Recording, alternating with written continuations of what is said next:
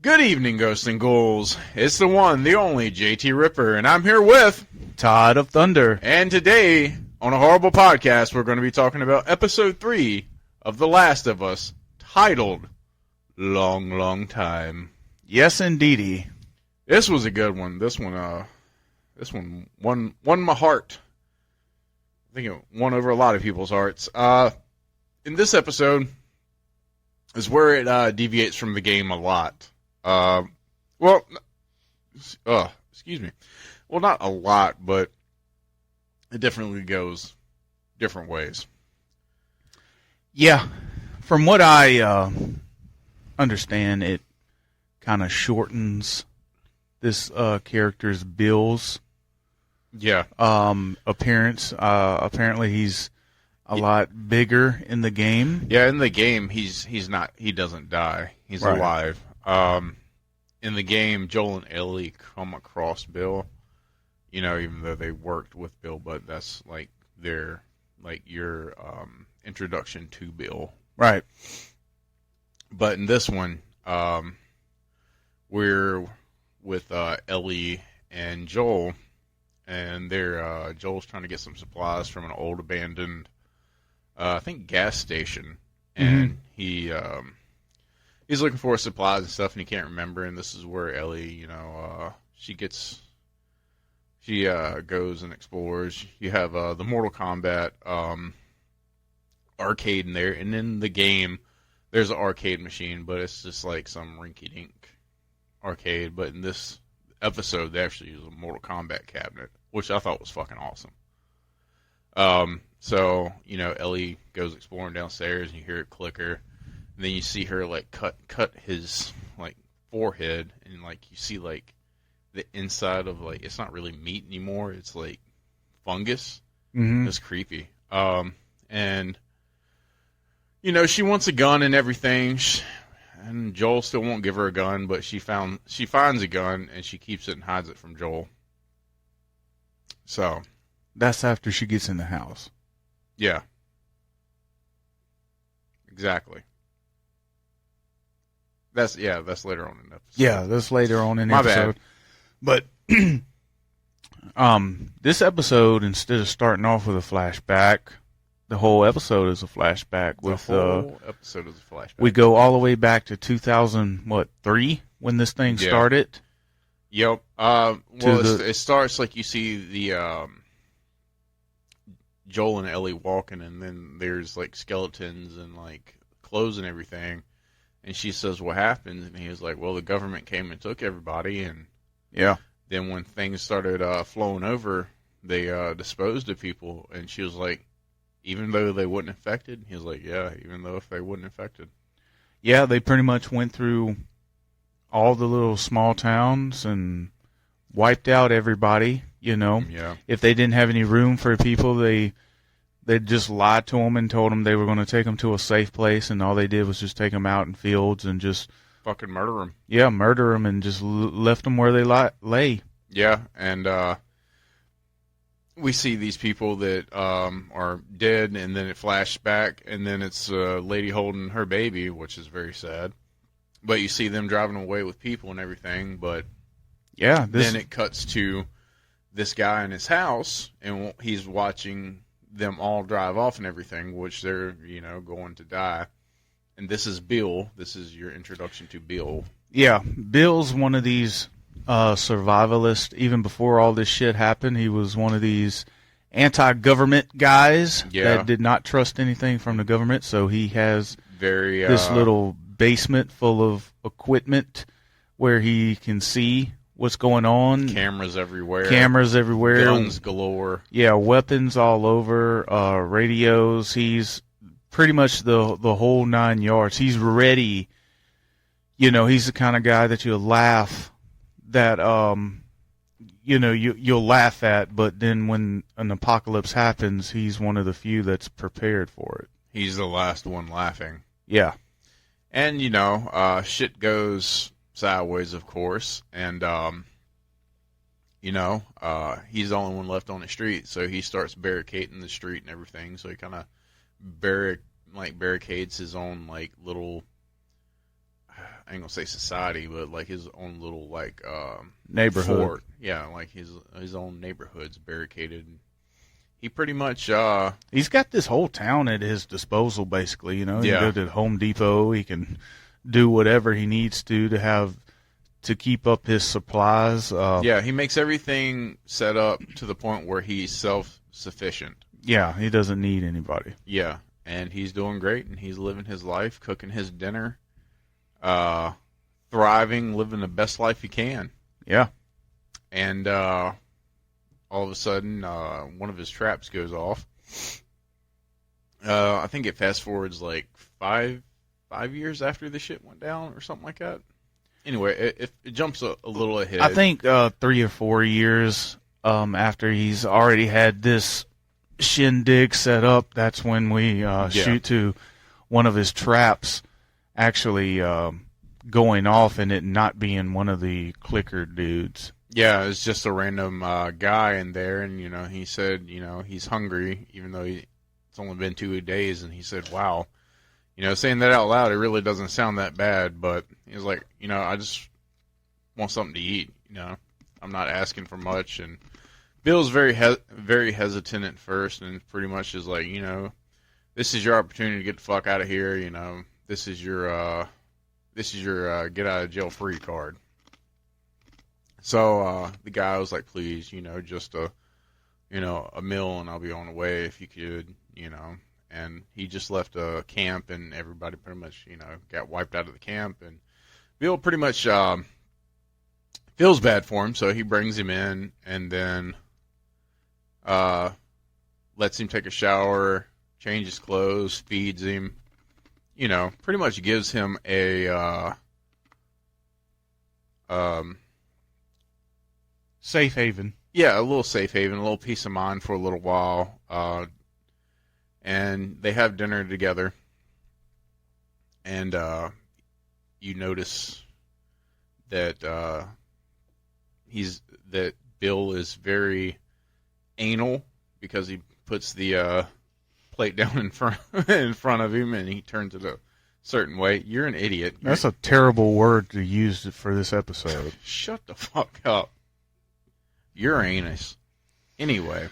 Do your thing, homeboy. Anyway, so they have dinner and everything, and they're talking, and he pretty much finishes his meal, and he's like, well, I guess I'll go now, and Bill's like, yeah, and then he's on the way out, and then he sees the piano, and then, like, he's like, oh, he looks through, like, the stuff, and he's like, okay, this ain't you, this ain't you, this ain't you, and he picks up this one book, and starts playing a song. What's the name of the song?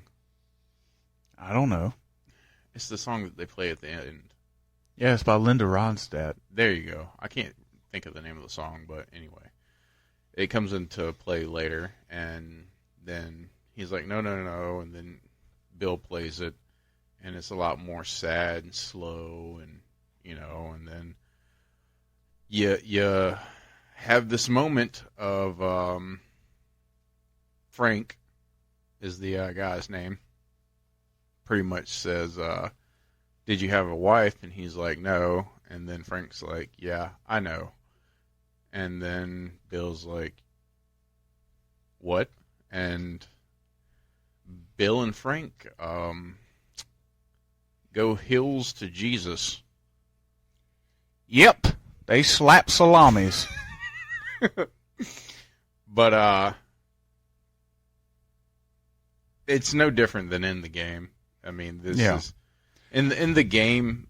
Bill and Frank was a couple, but in the game it was they hated each other, and Frank hung himself. Like, it got to the point where like they couldn't stand each other. Right. Where this episode made it very emotional, very heartfelt, very like a great love story. Well, as somebody that did not play the game, and is not homosexual, I found the beginning of this, without lying, I found it uncomfortable at first. Okay. Because I didn't want to see two old farts with hairy chests laying with each other, but okay, yeah, it didn't bother me. You know, it was only like for a minute or so, and the real story is the way that these guys bonded, and the way that Bill kind of went from this, you know, I walk alone attitude to accepting, what's his name? Frank, yeah, to accepting Frank and falling in love, companionship in the middle of a apocalyptic world is basically the story that they've tried to tell, and how these people have grown. And throughout the episode, they skip a few years, like you'll see 4 years, 5 years, 10 years here. So they don't, you don't see their entire interaction, but you can see every time they skip a couple years, they've pretty much grown as a companions. Couple. Yeah, and they you know like their special bond and their relationship at this point. Yeah, and then Frank is like, well, I want to fix up this and that, you know, for when we have people over. And Bill's like, I hate to break it to you, sweetheart, but this is it. He's like, no, I've been talking to someone, and that someone is Tess. Yeah, he was talking to Tess, so he's referring to Tess and Joel as company coming over. So they come over, and they have a nice lunch with them right out there in the front yard, because, like I said, Bill has made this neighborhood at least totally barricaded. It's totally safe for the moment. So they get to talking, and it's basically kind of like, you know, it reminds me of like when the U.S. president goes over to another country and talks to another leader, and they're like agreed to like trade stuff, and they're agreed to help each other out. That's basically what this is, you know. And that's what the importance of this is. You figure out that this is who Joel and Tess was talking to in the first 2 episodes, and then the how they use music as their Morse code. Yeah, to communicate with each other. And it's with Bill and Frank that Joel and Tess is talking to. Right. So this, you know, if you never put 2 and 2 together, that's what was used. Yeah, and that's very important to what the first 2 episodes are about. So, you know, and Joel and Bill don't get along. You know, Bill's like, pretty much, I don't like you. Joel's like, yeah, I don't like you neither, but we can help each other out. And Joel's like, yeah, that wire on the top of your fence has probably got maybe 6 more months, but I can get you some, like, top A quality razor that's going to barricade this place and make it better and safer for you and Frank. So I think we got something we can work out. And then that's how Bill and Joel's relationship kind of starts, like their communication. And then, you know, Tess and Joel's interaction with them is still in the flashbacks. So they do know each other. So now we fast forward to today, which is 2023. Well, before that, Joel was talking about, you know, somebody's going to break in, and then you have this group of people that try to break in. Oh, yeah. And then Bill gets shot. And honestly, for a second, I thought that they killed Bill. Even though I knew the game, I knew that they didn't change up some shit. So I was like, oh, shit, they're actually going to kill Bill and make Frank Bill's character. Mm-hmm. That's how I saw it. Then we jump, and then you see Frank, and then all of a sudden you see Bill. Yeah. Now we get to where Joel and Ellie is on the way to see Bill and Frank. Yes. And unfortunately, Frank has developed this ALS or Parkinson's or something. It's a disease, yeah. It's a disease that's basically a crippling disease. Yeah. He's in a wheelchair. He can't get around much. And Bill's doing the best, Yeah, Bill is doing he's taking care of everything. Yeah, he's being Bill. He's taking care of him. He's like you said, he's doing everything that he possibly can. Yeah. And when Joel and Ellie get to the house, there's nobody in the house. Yeah. And then that's when, it cuts back, and then you see, Frank in the wheelchair, and then it's showing he's suffering from ALS really bad. And Frank says, look, I'm such a burden right now, and I don't want to be a burden to your life anymore. And I know it's hard, and then this world is going to be even harder. Because medication, you can't just go to CVS and get the medication and, have a good life. Right. You have this crippling disease that, it's a crippling disease in this apocalypse, and there's nothing you can do about it. There's nothing to make it better. And he's like, we're going to crush up a bunch of Vicodin. You're going to feed it to me. You're going to do what I ask, make this the perfect day, the last day for us together, and then I'm going to go to bed and go out like that, because that's how he wants to go out. So right. They go and get dressed, and they marry each other. Mm-hmm. And after 20 years, Frank pretty much tells him, he's so grateful for him and everything. And then he's painting a portrait of Bill, and they do their little walk-arounds and have a little fun, and then Bill makes dinner for Frank, and the dinner he made for him was the first dinner that they had together when they met. I don't know if you noticed that. And then at dinner, after they eat and everything, he puts this ungodly amount of crushed up Vicodin in his wine, and he drinks it. Mm-hmm. And then Bill tells Frank that he's lived the most happiest life with him, and he doesn't want to live without him. And come to find out that the wine that they've been drinking has an ungodly amount of Vicodin, and Bill's wine as well. So they're gonna kind of Romeo and Juliet it together. Right. And then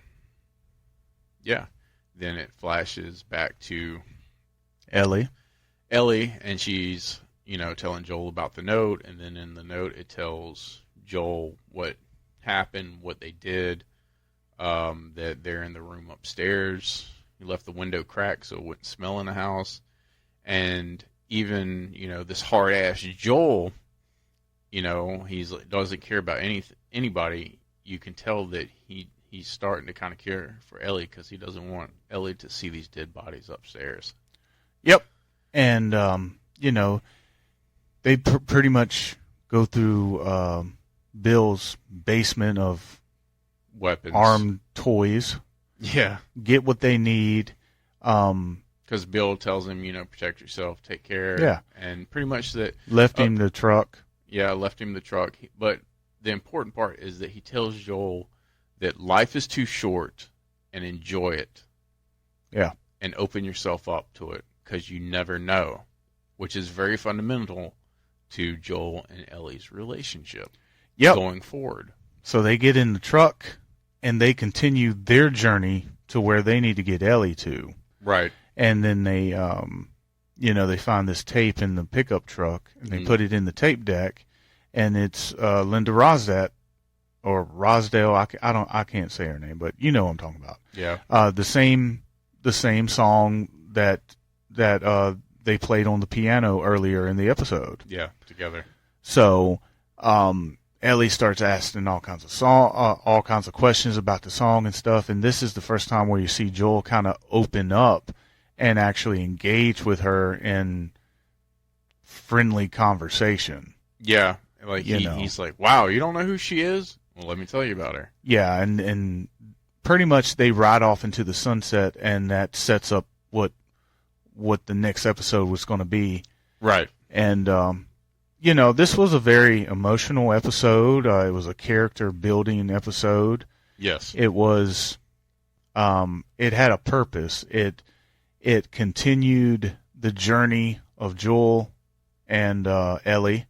It also brought in characters, Bill and Frank. And even though it was a little bit different than the video games, I think it served its purpose because by the end of the episode, you got more emotion out of it than you thought you were going to at the beginning. So when a show can do that to you, it's always great. And the cool thing about this, I was thinking, it jumps years when they're talking about the Bill character and stuff. So if they actually wanted to, they could probably go back. Oh yeah, absolutely. And show things that happened in between those years that they skipped. Bill being a badass and stuff like that. Yeah. So I don't think it's out of the question to have that character back. Of course, I don't think we're going to have him moving in current day future, but we can always have episodes where it's flashbacks. True. But yet again, we didn't see the dead body of Bill. No, we didn't see him, but I mean, it was there. I watched a thing with the director and the show writer, and they said that they're going to stick to the game, except for if there's something that they think that they can build and do better, that they're going to, but they're going to keep it as true to the game as possible. And in this scenario, they knocked it out the ballpark. Like, I enjoyed this story so much. And to be honest with you, I think it would be best if Bill just went out like that. Oh yeah, yeah. Because I'm it would fine. totally screw up the emotional part of this third episode. Right. It would, quite frankly, it'd make people mad. Like, damn, I felt sorry and I almost cried, and it didn't even happen. Right. You know what I yeah. mean? Like, don't get slick and try to do some swerve shit like that. Yeah. Make some straightforward stories that people like. I want to be brutally honest. I got teary-eyed in this episode. Like, this got me. Like, and there's not a lot of things I watched to get, like, the waterworks going. And this one did. Yeah. Like, God damn. I didn't cry, but I definitely was, like, it was emotional. Like, I was like, damn. You know what I mean? I was like, damn. Simply because for the third straight episode, this fucking show has killed somebody that I thought was going to be a mainstay on the show. And it's like they give it to you for a little bit and then they take it the fuck away. Well, this one I'm not complaining. Was going to be a main character because he is a main character. Yeah, and like I said, I'm not complaining about it because if you can introduce all these characters and make me care about them within 45 minutes, you've created a great show, because there's characters in other shows that take fucking seasons and I still don't give a fuck about them. Right. And I'm so emotionally invested in these characters within 45 minutes. So that shows you right there of how good the writing is and the good acting and the portrayal that these actors and actresses are portraying these characters. Yeah, and they're nailing it. And this episode focused heavily on Frank and Bill's relationship, which is two guys. And this is something I want to talk about because it's been chaffing my ass. Because I've been reading the comments, and that's something you should never do. So first of all, in the game, Bill and Frank is, It's a gay couple. They didn't come up with that just to fit in with societal norms. There's a lot of gay characters in The Last of Us. If you don't like gay people or you're tired of seeing gay stuff, quit watching Last of Us now. Because you're not going to like a lot of the episodes coming up in the future. Yeah. And I don't know what's coming up because I don't play the game, but like I said, it made me uncomfortable at first simply because I'm not gay and I'm not used to seeing two old dudes cuddle up with one another. But it wasn't necessarily about that. It was about the relationship of a human to another human. It was a story to it. It wasn't just doing it to do it. It wasn't just, hey, we want to make a social statement with this. You know, it was none of that. It made sense, and the story played it out. You know what I'm saying? The story is what really keeps you into this. And if you are so bothered by the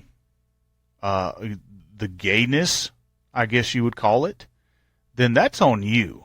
If you can't look past this and see a great story unfolding and two human beings, and the relationship and the deep care that they have for one another, then you're just not fucking human.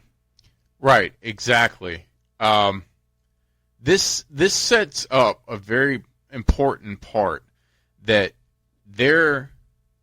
for Joel is a chance for him to find love and peace in this crazy world. Mm-hmm. And if you're so homophobic to the point where you can't see, like, the story that's, like, they're telling you and, like, put yourself in their shoes, like, if it was you and that was your wife and you were taking care of her and she had ALS, like, you would be fucking heartbroken if she asked you to kill her or help kill her. Right. I don't give a fuck if it's, like, two dogs or fucking a zombie and an alien. It doesn't matter. You got to look at the story that they're presenting, and they did an amazing job presenting that to you.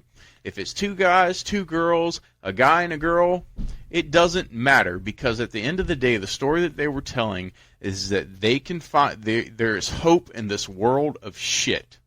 Yeah, and like I said, this wasn't changed just to fit some narrative. This was simply to show a relationship here. And as this series is going on, relationships are very important, not just between a man and a woman, or a man and a man, or a woman and a woman, but the relationship between people and people, such as Joel and Ellie. And you see at the end of this episode how, the first two episodes, they're not getting along at all. They don't fucking care for one another at all. And then finally we get like kind of a shining moment where you're finally seeing them bond together. And that's what this show is concentrating on. It as much as it's about an apocalypse and these, crazy creatures and all this shit, it's about human relationships. The show is called Last of Us.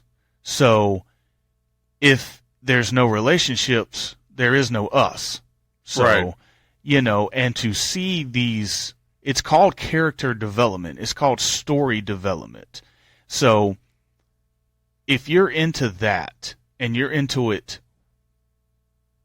and you're into shows that do it well with a payoff, then this show, only on the third episode, is still giving you payoff after payoff after payoff. And like I said, there's some shows where you got to wait all season, and sometimes you don't even get a payoff. And this show is knocking it out of the park each episode. Yeah. So like I could easily go back and see myself watching this from the very beginning once I watch this whole show or this whole. Oh, I know I am. This whole season or whatever. I can see myself going back and not being like, oh man, I'm gonna skip that episode because that one was dreadful. No, everything is emotional, and you're literally wanting to know what's going to happen next. How are they going to pull this off? If you're a fan of the game, you kind of have an idea, and you're just like, okay, let me see how they do it. If you're somebody like me, you're just loving it, going, oh well. Well, you know, I'm sitting here willing and ready for what comes next. Right, exactly. And also to throw something out there is that unlike The Walking Dead, this episode shows you that there's hope and there is a way to survive in this world. Yeah, there's I feel like there was so many episodes of The Walking Dead that was just about dread. Yeah. And like there's no hope. Like not only was it dread in their world, it was dread in my world watching this shit drag on. Right.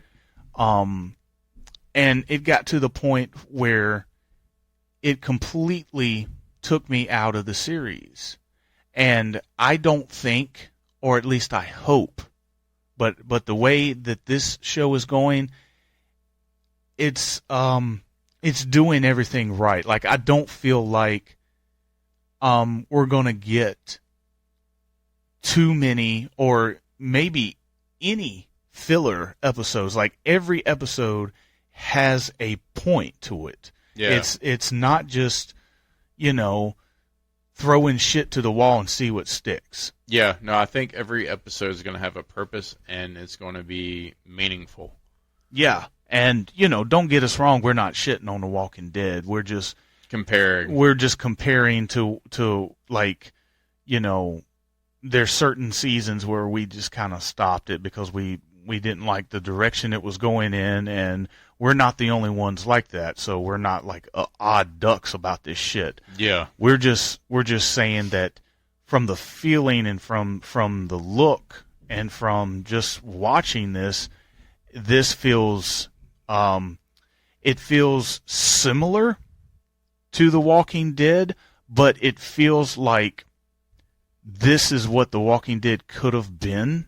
Yeah, exactly. Going forward. You know what I'm saying? Like, yeah. Like, keep me excited, keep me wanting to know what happens next. Exactly, and it's doing an amazing job. And like I do, I review and rate the episodes per episode. I believe I gave the first one a 9. I gave the second one like an 8.5. This episode was a fucking 10 to me. Cool. And, you know, I don't rate these episodes. I'm going to rate the whole season at the end. But, again, it's high, and it makes me want to see what happens next. I'm invested in it.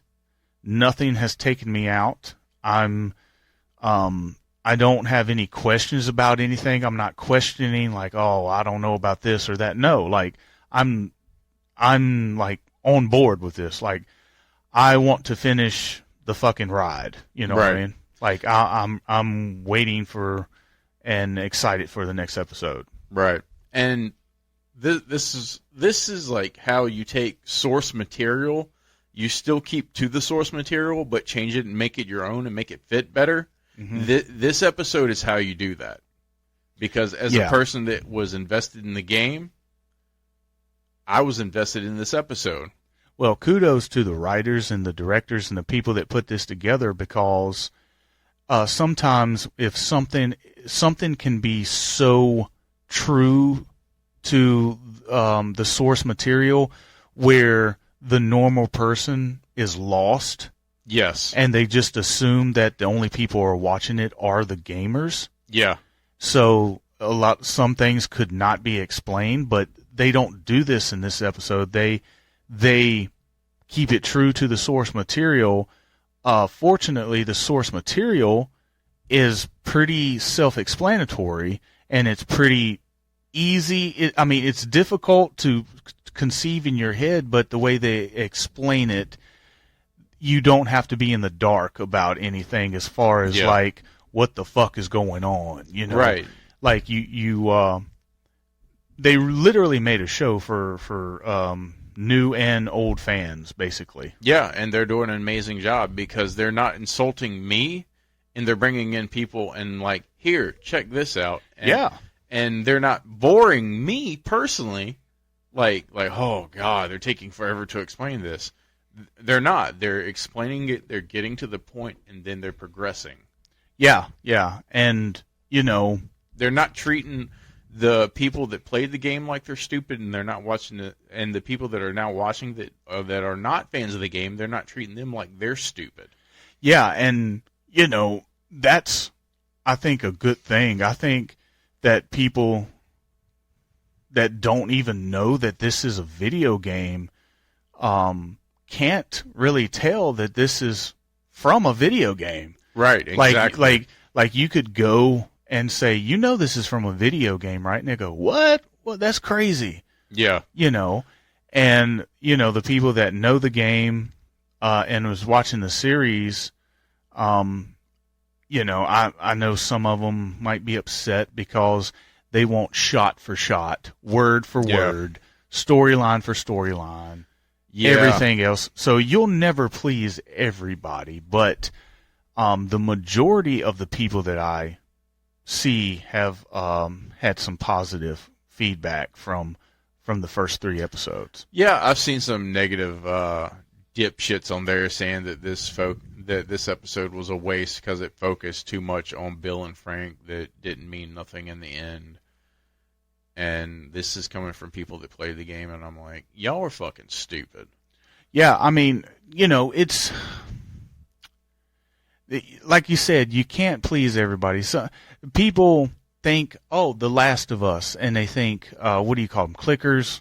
Yeah. Clickers. They think, oh, well, we need that in every fucking scene. We need shootouts in every scene. We need government and Joel fucking going at it in every scene. We need action, action, action, action, action.